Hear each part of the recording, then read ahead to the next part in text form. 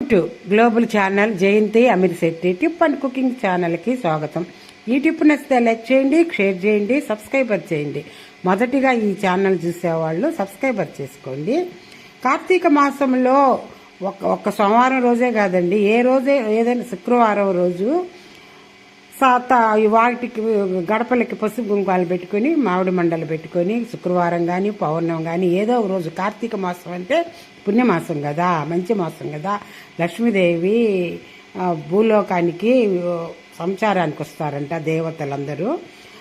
గడపలు పెట్టుకొని మామిడి మండలు కట్టుకొని గడపలు పూజించి గోమాతకి గోమాత ఇంటి గుమ్మానికి ఇరువైపులా దీపాలు వెలిగిస్తే లక్ష్మీ కటాసం కలుగుతుందంట. ఒకరోజు శుక్రవారం రోజు దీపాలు వెలిగించి గోపూజ చేయాలి, శక్తి కొలిది దానం చేయాలంట. కార్తీక మాసంలో ఏ రోజైనా ఒకరోజు శివాలయానికి వెళ్ళి సంకల్పం చెప్పుకొని శివాభిషేకం చేస్తే వారికి సకల అభిష్టాలు నెరవేరుతాయట.